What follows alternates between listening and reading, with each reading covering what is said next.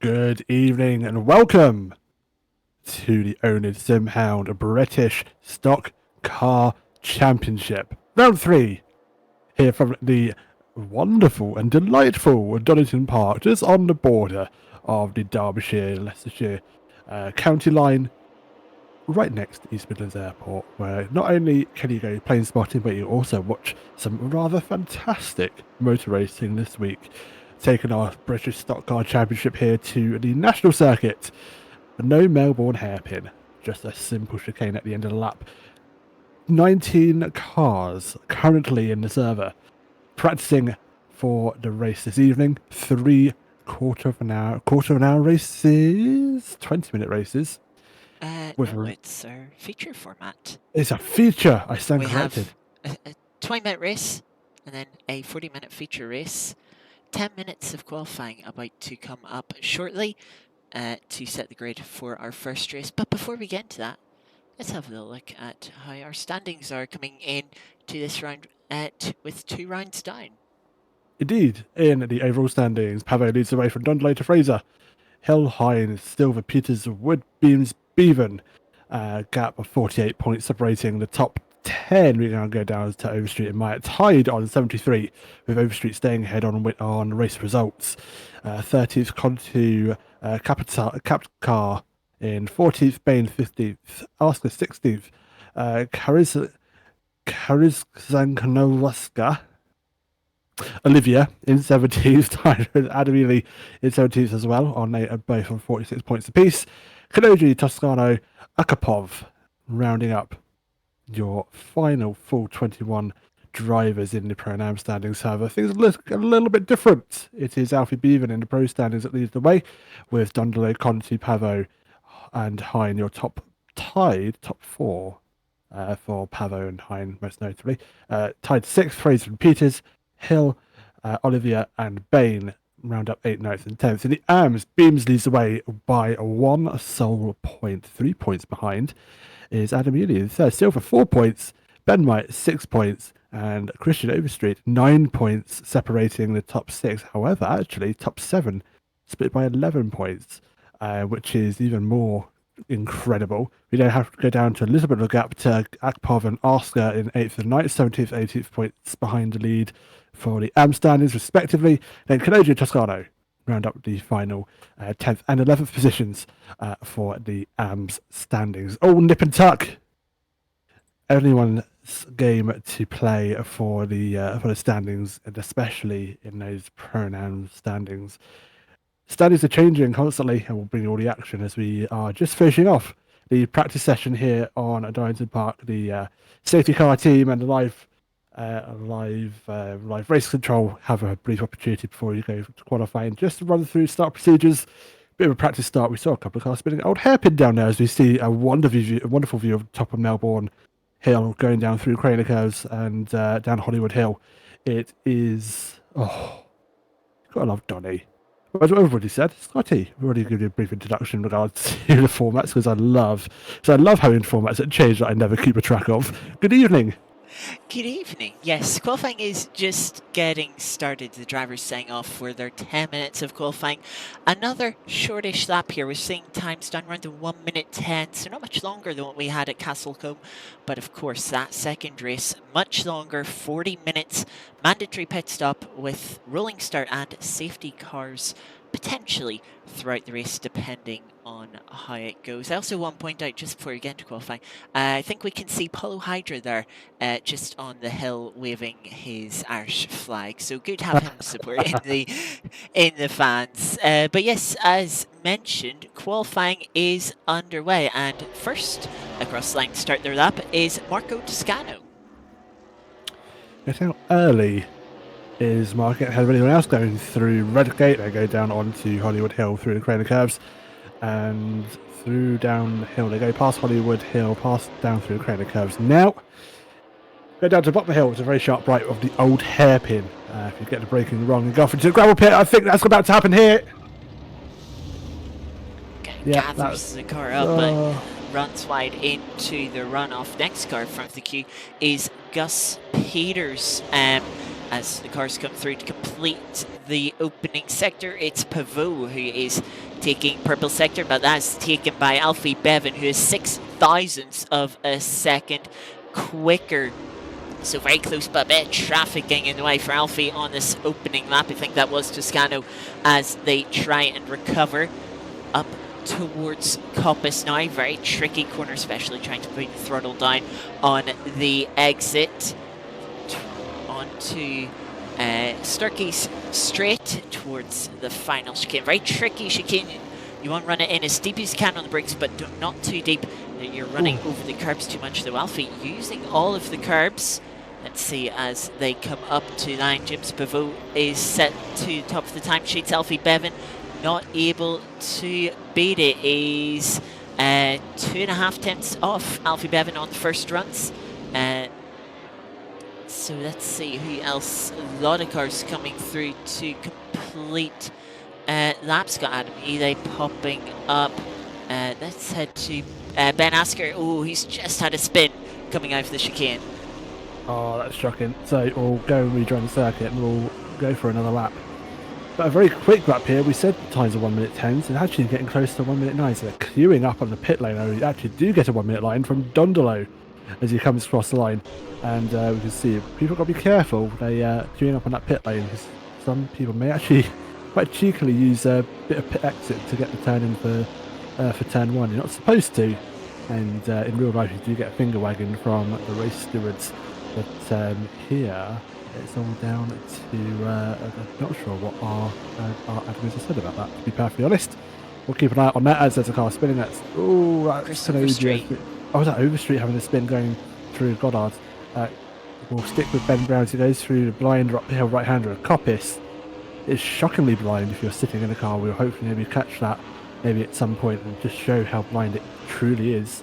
You kind of look at this guy and you kind of turn the car in and hope for the best. We'll go to the final chicane. Nice and tidy, ample amount of curb. Gets a bit of a wobble on exit as you try and put all that power down with all the mechanical grip, but no downforce. And that's P8, 111.202. A little way to go for Ben Brown as he then promptly decides to go drifting through turn 1. Alfie just starting another lap. As we said, go down through the corner curves, and here comes old Hairpin. Now, if you remember me saying that you're on to get it wrong into the gravel, gets it right. It's actually carries a decent amount of speed through and uses up an acceptable amount of curb on exit. Through Starkies up to Goddard's. Uphill braking, so you can brake a little bit later here and get away with just running the brakes off and trail braking through his turns. All uphill. It kind of plateaus a little bit here, and then you steeply go uphill, as you said, for this blind right-hander. On the brakes, hope you hit the apex. Alfie does indeed. Gets the car turned in. And then on the power for Starkey Straight, or some call it the old Dunlop Straight, because there used to be a Dunlop Bridge going over this part of the circuit. It was removed quite a while ago now. Down to the final chicane. Normally for the full circuit, you dart off to the left of the Melbourne hairpin. Instead, just going to go through the chicane onto the start finish, and that is a lap done at Donington Park. What will Alfie do, however, comes to the line. Not an improvement, or potentially an outlap.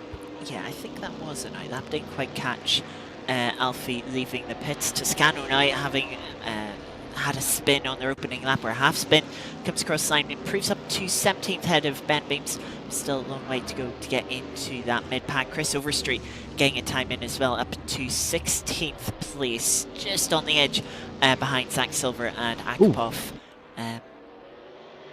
Car and Peters having coming together at turn 1. They elected both of them to go play bucket space to get some sandcastles built.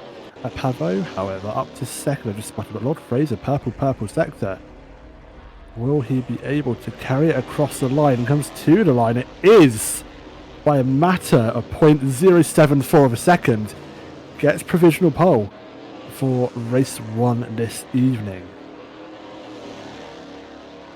So Donzo coming through turn 2, coming down the Craner curves. Interestingly, was showing actually in the first sector, seems timing screen is having a little bit of issues on my end. So let's see if we can find someone else who's improving. Zach Silver, 2 personal best sectors as they come up to anchor in 15th place. They'll bump up to 14th place ahead of Akapov and continue on for another lap. Let's see if we can find someone else who is improving. Kanoji, personal best, middle sector, didn't improve in the first sector though.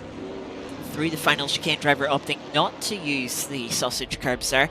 Keeps the car flat on the ground. As they come up to the line, they will bump themselves up to P12, about 1.3 seconds off the top time. And Dabby Daisy will take that and go with that. I'm sure he'll be relatively pleased with that lap time. We do see him fight it out for quite a lot of the races here, and is a good competitor in all accounts. We'll go to Olivia, I believe is that first name, if I remember correctly, because I'm definitely not pronouncing that last name. P6 for 110.8, a good 0.9 of a second off the pole, but good enough in the midfield, mid top 10. As they go for another lap. Not much longer left to go of this session, actually, just under 2 minutes. Beams improves to 17th, 112.0, almost into the 111s. Ben Brown, personal best, first and second sector. On the brakes for final chicane. Looking relatively good here for a significant improvement from 10th position. Maybe looking at the top 3 potentially. No, couldn't quite make it into that. A bit more of a poorer sector 3, saw him down into P6 now.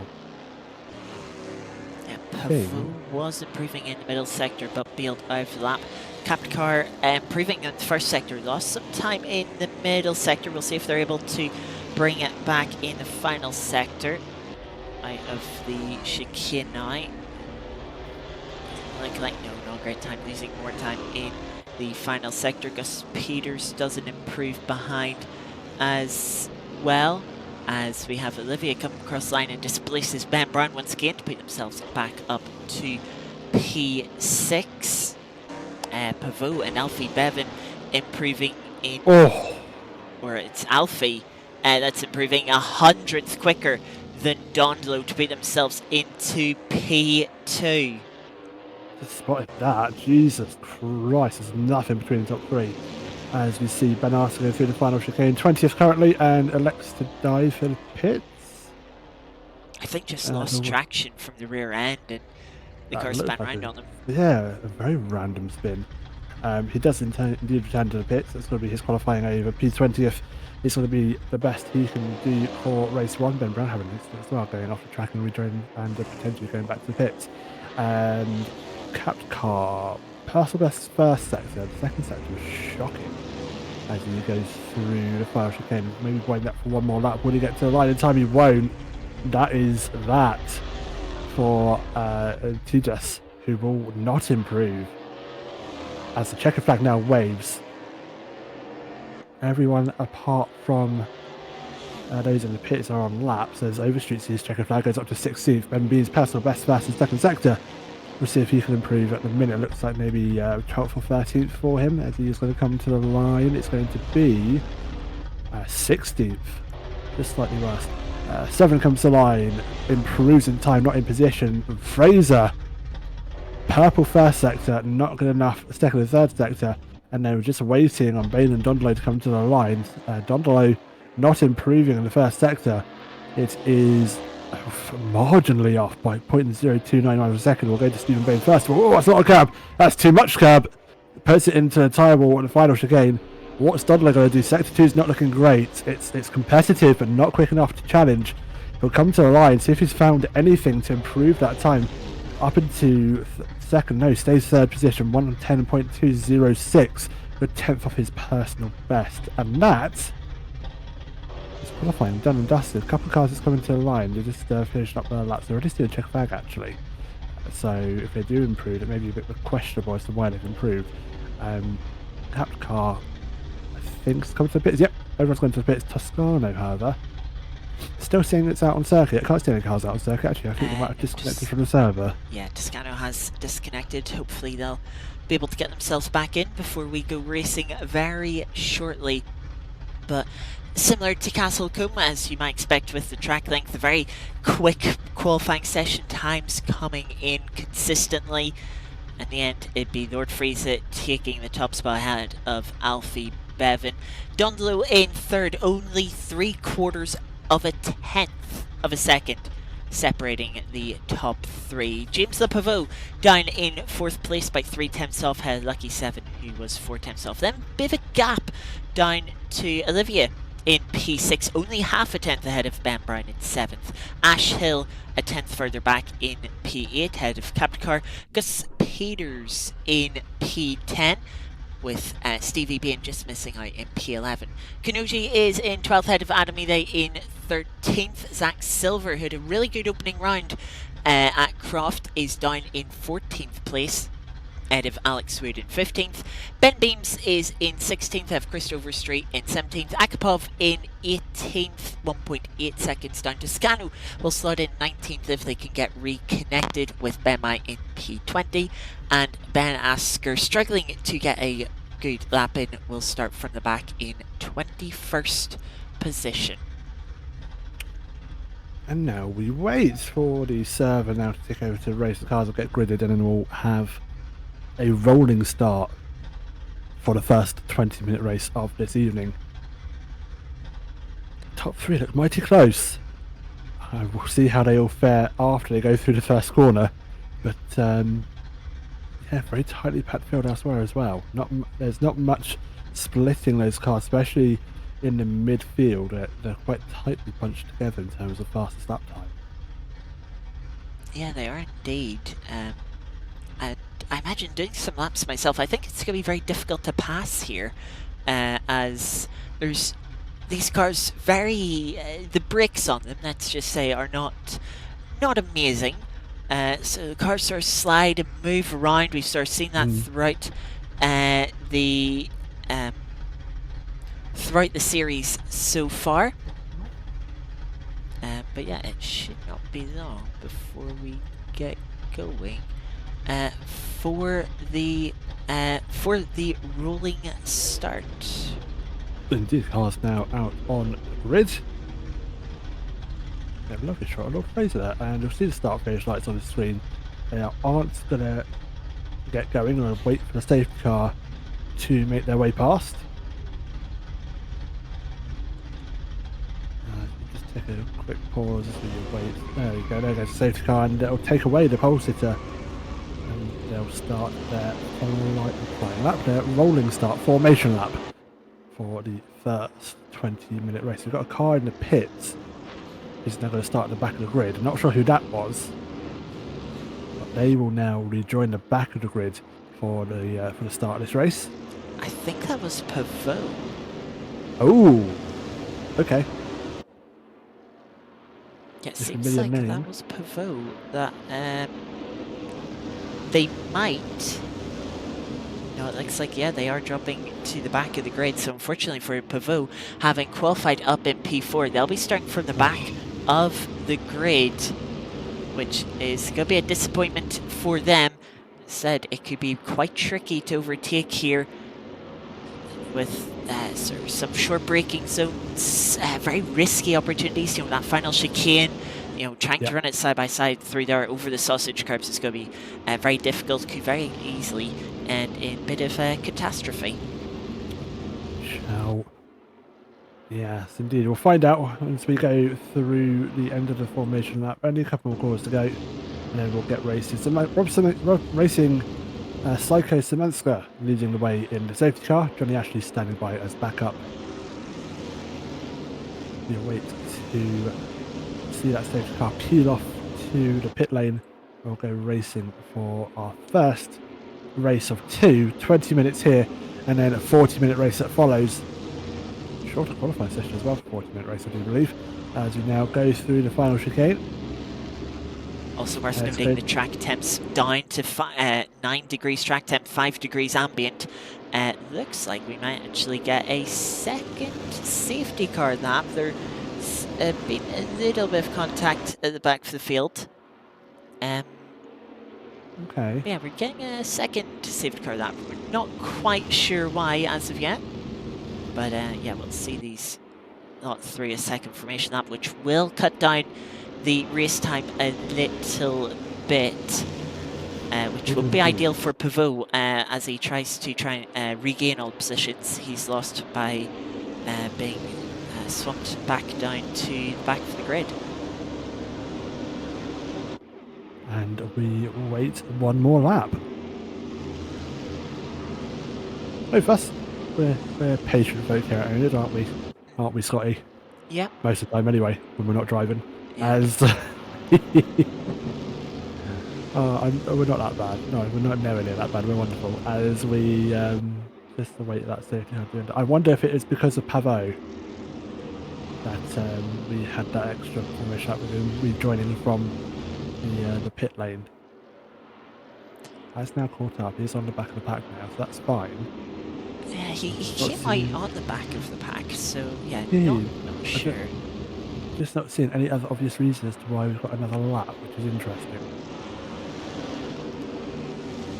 Yeah, either way, we do have the second lap is nearly over. One thing to note from that though is tire temperatures will be dropping down.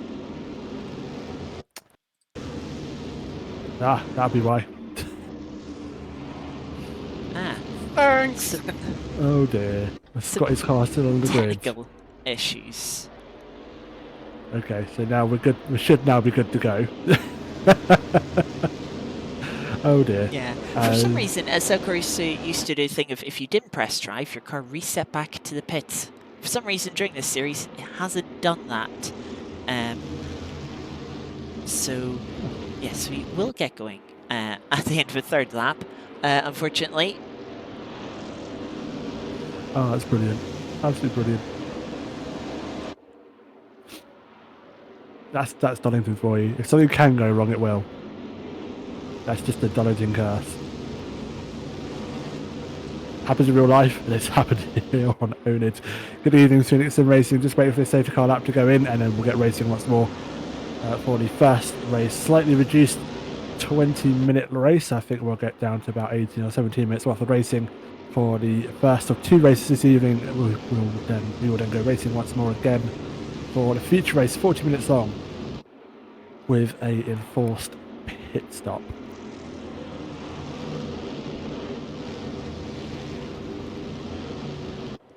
So yeah, they'll delay 2 proceedings, unfortunately, but we will get going now this lap. You can see Alfie weaving a little bit, trying to just get a little bit of temperature in the tyres, as they will be cooling down with these cool conditions that we have for this race. Benefit is, when we get towards the end of the race, the tyres won't be overheating, even if the drivers slide them, and there's plenty of high-speed corners that the drivers will be sliding on. The tyres can risk overheating, but won't be as much of a threat. See safety car starting to pull away now and is coming into the pits. So we're here ready to go racing. The drivers making their way up to the line. And they'll put their foot down and away we go for this shortened sprint race here at Donington National. Nearly 4 wide in the background as we head into T1. Alfie Bevan trying to hang it round the long way round Lord Friese and will take the lead with us. They now head down to the Craner curves. Seems like Ben Asker has had a little issue at turn 1, but everyone else through cleanly now towards the old hairpin. Everyone firing it through, slotting in. Looks to be keeping it clean. That's one car sideways. That's Adam Ide, unfortunately spun round. Excuse me, it is indeed, and he'll rejoin at the old hairpin. There's a car there as well of Ben Asker as well, making their way past Adam, as Gus Peters and Overstreet find himself off the circuit. And that is a big shunt, as we are still green, we are still racing, as Gus Peters will look to rejoin. Indeed, he does get going once more. Yeah, Pavot trying to make places up already into 13th place, trying to get past Ben Beams, who's defending the inside into the chicane, but Pavot says, that doesn't scare me, I'm going to try and go round the outside, and I think actually Ben Beams, a little bit side contact, gun settled there, had a half spin, and that's going to drop them back down the order a bit, as got a car, that's Ben Myatt, who's also had issues through the chicane, and now Stevie Bain dropping down, having spun on the exit of T1. Oh, this is Donington, folks. Track temperatures are cooling. 5 air degrees. Sorry, 5 degrees centigrade air temperature. Track 9 degrees centigrade is the temperature on the track, so these tyres will be taking a little while to get out to temperature in these cooler conditions, but we'll see a couple of cars spinning, maybe just getting caught out by the fact those tyre temps aren't quite up to where they need to be. Yeah, can see people have lost out through the start of this race. Ben Brown, Steve being Adam Ide, Overstreet, Peters being the main ones as well. So Pavot, of course, starting at the back of the field, as Ben Myatt has had another wide moment through McLean's. But we'll get going again. Still a bit of a battle with cars behind him potentially. As we jump back up to track, we've got Alex Wood taking a little trip across the gravel at the final chicane. That's going to cost them a few positions as they slowly make their way back onto the start-finish straight. We have the leaders going into turn 1 now. The back of the grid is going through Starkies as we speak. As they move up the inside, that's a very defensive move. A bit of a dive actually. Was that by Akpov? No, that was Kenosi trying to get up the inside there and losing out to Pavot. Down the Craner curves then.